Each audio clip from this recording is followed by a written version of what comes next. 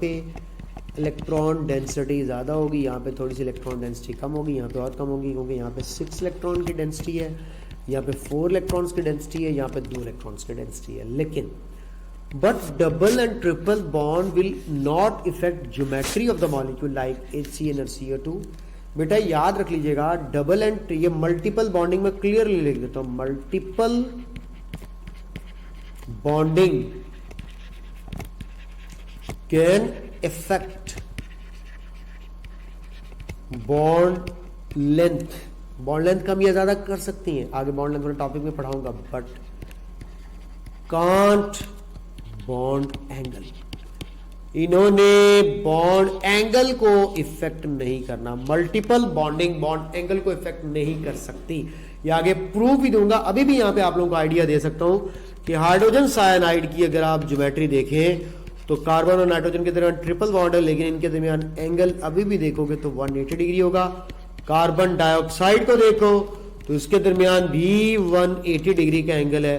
तो मैंने आप लोगों से क्या बात तय की है, मैंने सिर्फ इतनी सी बात तय की है कि जो मल्टीपल बॉन्डिंग है, डबल और ट्रिपल बॉन्ड के आने से बॉन्ड लेंथ कम या ज़्यादा तो हो सकती है, लेकिन बॉन्ड एंगल पे कोई इफेक्ट नहीं होता। दोनों केसेस में आपको 180 डिग्री एंगल मिलेगा। ये मैं अभी आपको डिटेल में प्रूव भी करता हूँ। फिर एक और भी बड़ा इंपॉर्टेंट पॉइंट होगा, वो भी सुन लीजिएगा कि बॉन्ड एंगल रिड्यूस हो सकता है by increasing the electronegativity of the bonded atoms. Surrounding atoms जो है वो बॉन्ड एंगल को डिक्रीज कर सकते हैं, और the bond angle reduces with decreasing the electronegativity of the central atom. यानी कि electronegativities of bonded and central atom bond angle को वेरी कर सकती है।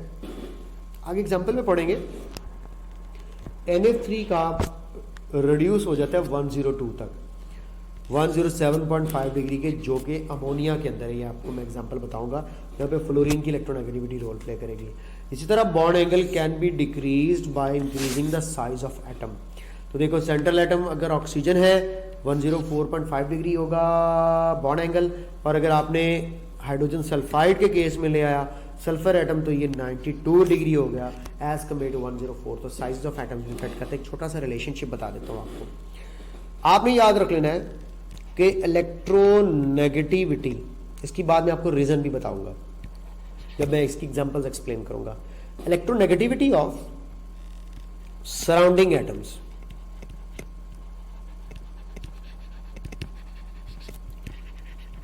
अगर बढ़ेगी तो बॉन्ड एंगल कम हो जाएगा। इनवर्स रिलेशनशिप बता दिया, क्या याद करोगे, इसको ज़हन में रख लीजिएगा। सराउंडिंग एटम की इलेक्ट्रोनेगेटिविटी बढ़ने पर बॉन्ड एंगल कम हो जाएगा। इसी तरह दूसरा भी रिलेशनशिप बता देता हूं, साइज ऑफ सेंट्रल एटम के बढ़ने पर भी बॉन्ड एंगल कम हो जाएगा। तो साइज ऑफ सेंट्रल एटम के बढ़ने पर भी बॉन्ड एंगल कम हो जाएगा। माय डियर स्टूडेंट्स, ये दो रिलेशनशिप्स हैं जो आप लोगों ने अच्छे तरीके से ध्यान में रख लें। अब इन 5, 6, 7 जितने भी पॉइंट्स मैंने पढ़ाए हैं इनकी थोड़ी सी डिटेल डिस्कस करने के लिए आप लोगों के साथ एक टेबल मैंने प्रिपेयर किया जिसमें काफी ज्यादा चीजें मैंने इकट्ठी कर दी हैं। Now at the and I will discuss this table with you, जिसमें मुख्तलिफ types AB2, AB3, AB4 types आप लोगों के साथ मैं डिस्कस करूंगा, और साथ साथ आप लोगों को कुछ टेक्निकल पेपर में आने वाले क्वेश्चंस भी डिस्कस किए जाएंगे। इस वक्त मुझे ये एग्जांपल्स पढ़ाते हुए बड़ा ही जो है वो जोश और जज्बा मिल रहा है, नजर आ रहा है, क्योंकि मेरे सामने इस वक्त जो है वो एक तो कैमरा है और आप लोग हैं, और कैमरे से थोड़ा सा पीछे अगर मैं देख रहा हूँ तो मुझे हाफिज सिद्दीक साहब बैठे हुए नजर आ रहे हैं। इतनी प्यारी मुस्कुराहट और इतने फ्रेश होकर इतने प्यारे लग रहे हैं। आई कांट टेल यू, समझ तो गए होंगे कि मैं क्या कहना चाह रहा हूं।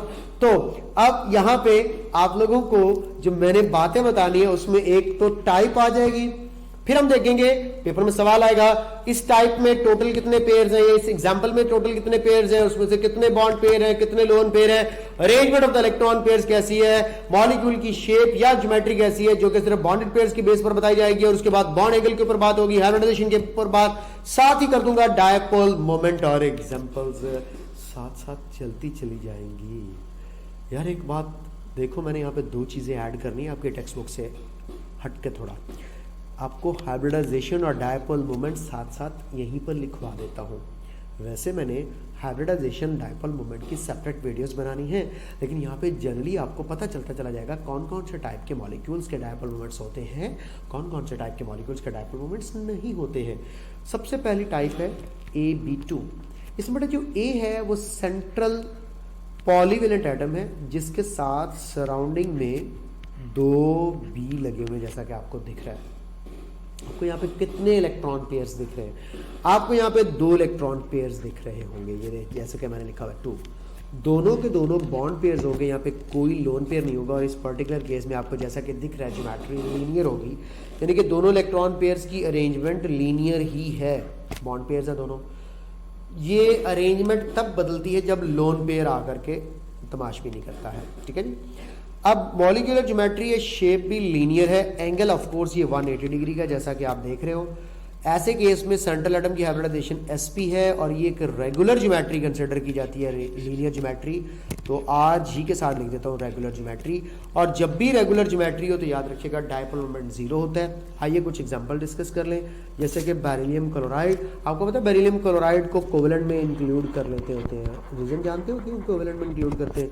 बेरिलियम अपनी हाई चार्ज डेंसिटी की बेस पर इलेक्ट्रॉनिक क्लाउड काफ़ी हद तक अपनी तरफ अट्रैक्ट कर लेता है, जिसकी वजह से शेयरिंग करेक्टर की वजह से इसको कोवेलेंट में इंक्लूड कर सकते हैं हम लोग, ठीक है, हाई चार्ज डेंसिटी की वजह से। इसका डायपोल मोमेंट मैंने 0 लिख दिया। इस तरह देखो हाइड्रोजन साइनाइड का मैं पहले ही बता चुका हूँ, मल्टीपल बॉन्डिंग के आने से भी बॉन्ड एंगल पर कोई फर्क नहीं पड़ा, जैसा कि हाइड्रोजन साइनाइड आप 180 डिग्री देख रहे हो। इसी तरह कार्बन डाइऑक्साइड के केस में भी डायपोल मोमेंट मैं अभी यहाँ पर डिस्कस नहीं करूँगा, बॉन्ड एंगल को 180 डिग्री बता आपके सामने जो है वो शो कर दूंगा। तो ये तो AB2 टाइप मॉलिक्यूल। सवाल क्या आएगा? Beryllium chloride belongs to, beryllium chloride categorise into, beryllium chloride का डायपोल मोमेंट, बेरिलियम की hybridisation, everything will be from this table. Molecule की shape and arrangement of electron pairs बिल्कुल एक जैसी है, लीनियर। ये तब होती है जब कोई लोन पेयर इंक्लूड नहीं होता। तो if lone pair is 0, arrangement of electron pairs and molecular shape is same. ये भी पॉइंट आप लोगों ने याद रख लीजिएगा। If lone pair is equal to 0, arrangement of the molecular, arrangement of electron pairs and molecular geometries क्या हो जाती है? सेम हो जाती है। ये पॉइंट अब आपके सामने मैंने शेयर कर दिया। आगे चलते हैं। आगे आता है हमारे पास AB3 टाइप मॉलिक्यूल। नाम से जाहिर है B for bonding pair show कर रहा है। तो टोटल पेयर्स अगर 3 होंगे तो तीनों के तीनों बॉन्डिंग पेयर्स होंगे। इसके साथ मैंने कोई लोन पेयर्स नहीं मेंशन किया। लोन पेयर 0 मैंने लिख दिया। Arrangement of the electron pair trigonal planar है। मॉलिक्यूल की ज्योमेट्री भी ट्राइगोनल प्लेनर होगी क्योंकि लोन पेयर मौजूद नहीं है। बॉन्ड एंगल 120 डिग्री का है। आप लोग यहाँ पे क्लियरली देख सकते हैं ये 120 डिग्री का एंगल एल्यूमिनियम क्लोराइड। और इसी तरह भी सर काइंडली आवाज आस्ता कर दीजिएगा, 120 डिग्री है यहाँ पे। तो ये हमारे पास 120 डिग्री के बॉन्ड एंगल्स हैं जो इस वक्त आप लोगों के सामने मौजूद है। Same is the case here, यहाँ पे भी आप लोगों को ट्राइगोनल प्लेनर अरेंजमेंट की बेस पर 120 डिग्री का एंगल मिलेगा। बॉन्ड एंगल यहाँ पे किसी भी सूरत में चेंज नहीं हो सकते क्योंकि बॉन्ड एंगल हमेशा तब चेंज होते हैं जब लोन पेयर्स की अरेंजमेंट आती है। तो बेटा ये sp2 hybridisation central atom show करेगा, यानी कि यहाँ पे आपको sp2 हाइब्रिडाइजेशन मिलेगी। हाँ, जहाँ पे ये मल्टीपल बॉन्डिंग आ जाती है वहाँ पे थोड़ा सा हाइब्रिडाइजेशन का जो है वो डिफरेंट सिनेरियो आ जाता है।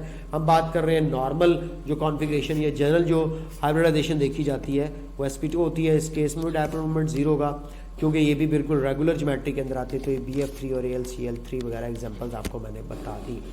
ये था AB3 टाइप। अब इसके अंदर एक कैटेगरी आती है AB3 में। अब हम एक बॉन्ड पेयर हटा करके इसकी जगह पे लोन पेयर लगा सकते हैं। तो वो भी अब आपके सामने शो हो रहा है। बेटा इसको ऐसे भी शो कर सकते हैं, AB2E1 भी लिखा जाता है बाज़ दफ़ा, E फॉर इलेक्ट्रॉन पेयर होती है, ठीक है। टोटल 3 इसके अंदर पेयर्स हैं, 2 बॉन्ड पेयर्स होंगे, 1 लोन पेयर होगा। देखिए आपके सामने SnCl2 की बात कर रहा हूँ। ये एंगल अब देखो, ये इलेक्ट्रॉन पेयर है पूरे का पूरा, लेकिन ये कौन सा है? ये लोन पेयर है। बाकी ये 2 बॉन्ड पेयर्स आ गए हमारे पास। इसमें कोई इतना इशू तो नहीं आया आपके पास। अब arrangement of the electron pairs देखें तो वो ट्राइगोनल प्लेनर ही बन रही है। कैसे? ये देखो, लोन पेयर को भी शामिल करूं और बॉन्डेड एटम को भी शामिल करूं तो ये बन रही है ट्राइगोनल प्लेनर। अब ट्राइगोनल प्लेनर के साथ एंगल होना चाहिए 120 डिग्री का, जैसे कि हम पीछे पढ़ के आए, लेकिन नहीं होगा। क्यों?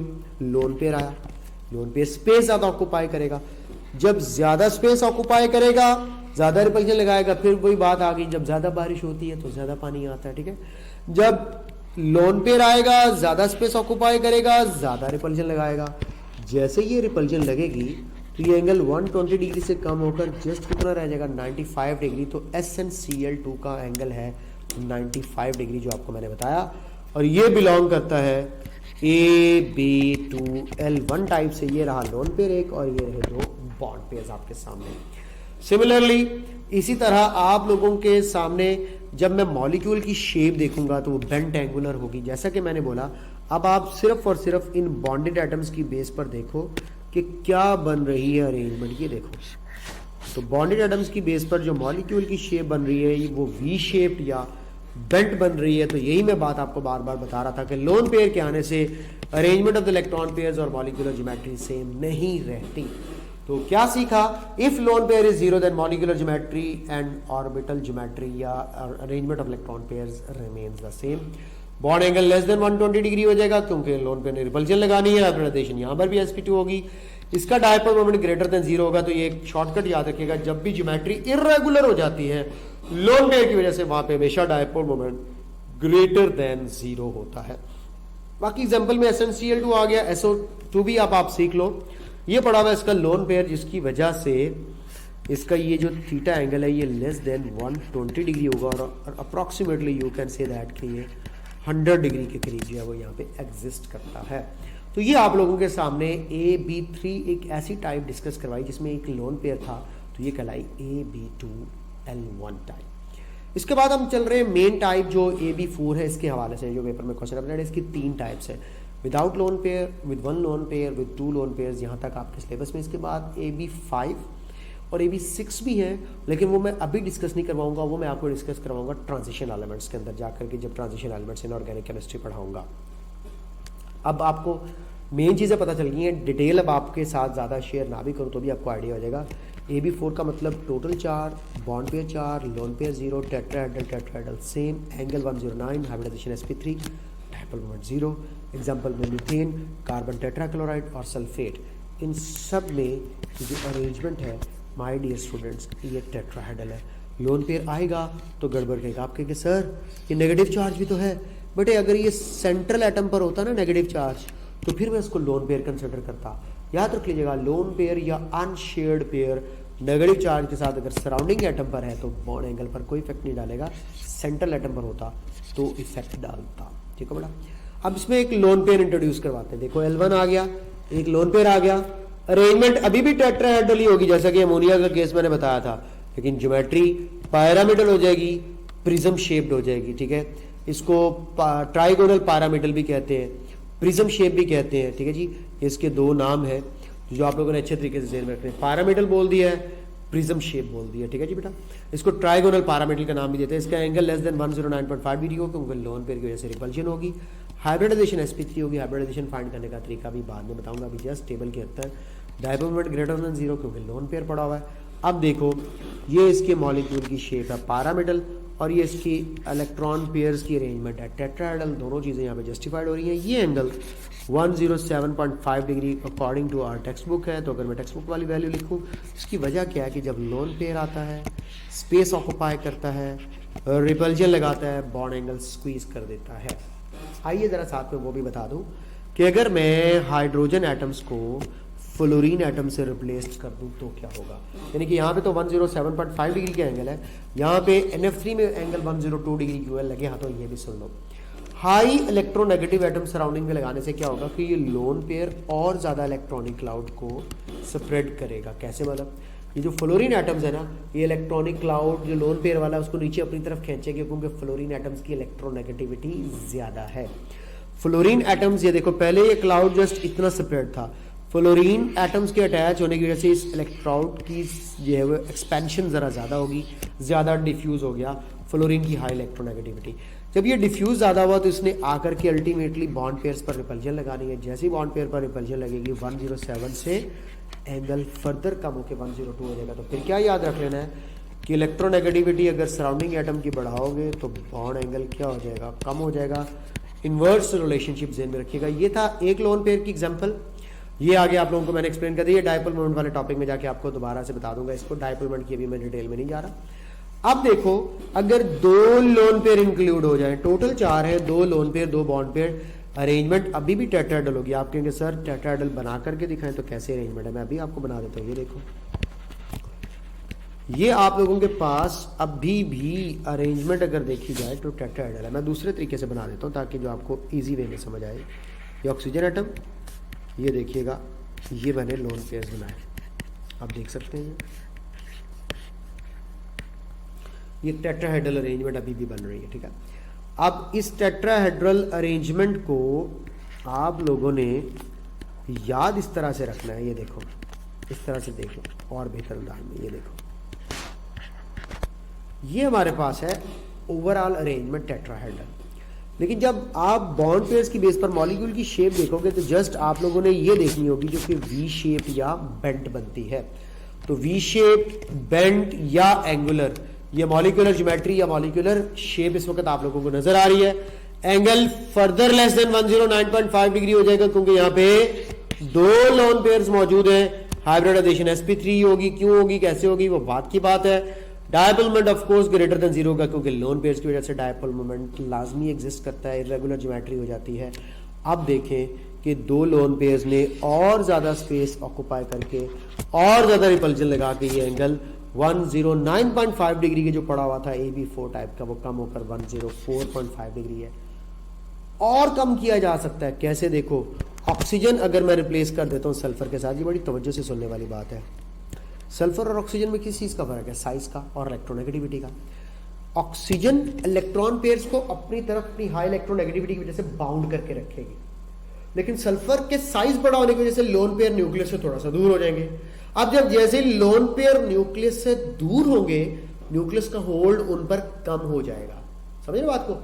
पहले ऑक्सीजन थी, हाई इलेक्ट्रोनेगेटिविटी, स्मॉल साइज की, लोन पेयर पर अट्रैक्शन, तो लोन पेयर को ज्यादा फैलने का या डिफ्यूज होने का मौका नहीं मिला। जस्ट आप लोगों की तरह, इस तरह घर में अम्मी और अब्बू दोनों मौजूद हो, आप दरमियान में मौजूद हो, आप ज्यादा नहीं फैल सकते। जैसे ही आपको पता है दोनों में से कोई भी एक साइड पे हटेगा तो आप लोगों को फैलने का मौका मिल जाएगा। ज्यादातर अब्बू के जाने के बाद आप लोगों के फैलने की गुंजाइश ज्यादा। और अगर अम्मी भी ना हो और आप घर में अकेले हो तो मुझे एक्सप्लेन करने की जरूरत नहीं है, आप लोग सब जानते हो, ठीक है। Coming back to the topic, अगर लार्ज साइज का एटम सेंट्रल होगा, लोन पेयर और न्यूक्लियस से दूर होकर के और ज्यादा स्पेस ऑक्यूपाई करेंगे, जिसके रिजल्ट में और ज्यादा रिपल्जन लगेगी। जितनी रिपल्जन लगेगी उतना बॉन्ड एंगल कम हो जाएगा। तो राउंड ऑफ कर दूं तो हाइड्रोजन सल्फाइड का 92 डिग्री जो एंगल है, याद रख लीजिएगा, इसकी वजह बन रही है सल्फर एटम का साइज बड़ा होना। तो फिर क्या लिखें? साइज ऑफ सेंट्रल एटम के बढ़ने से भी बॉन्ड एंगल कम हो जाता है, जैसा कि मैंने आपको शुरू में बताया। तो ये जो मैंने आप लोगों के साथ स्टोरी शेयर की है, इस स्टोरी को अपने दिलो दिमाग और जहन में अच्छे से रखिएगा बिठा के। ये ओवरऑल एक सिंपल सा टेबल जो आपकी बुक में पड़ा हुआ था उसके हवाले से मैंने एक्सप्लेन कर दिया, और मैंने अब आपको पीछे टिपिकल सा टेबल भी एक बता दिया, मैंने आपको मल्टीपल बॉन्डिंग का इफेक्ट भी बता दिया। और अब एट दी एंड मैं आप लोगों को एक दो छोटी छोटी इंपॉर्टेंट चीजें बता दूं जो एमसीक्यू में पूछे जाते हैं। अक्सर सवाल पूछा जाता है कि मैक्सिमम रिपल्जन किसमें होगी और मैक्सिमम टाइप ऑफ रिपल्जन किसमें होगी। ये दो बातें याद रख लीजिएगा। याद रख लीजिएगा, मैक्सिमम रिपल्जन ढूंढना बड़ा आसान है, जिसमें मिनिमम बॉन्ड एंगल होगा ना, याद रख लीजिएगा उसकी मैक्सिमम रिपल्जन होगी। मैं एग्जांपल्स देता हूं आप लोगों को।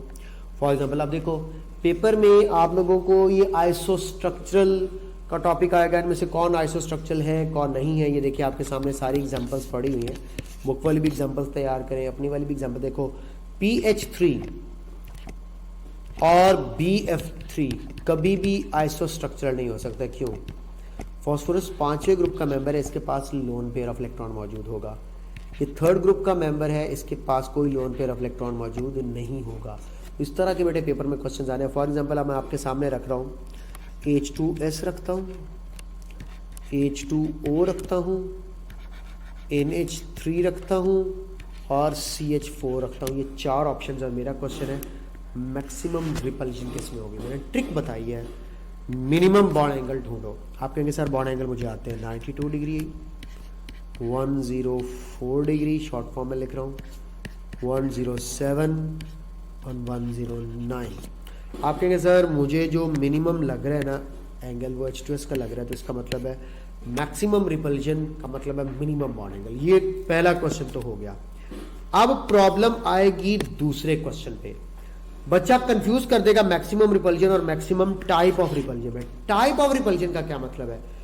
लोन पेयर भी हो, लोन पेयर बॉन्ड पेयर भी हो, बॉन्ड पेयर भी हो।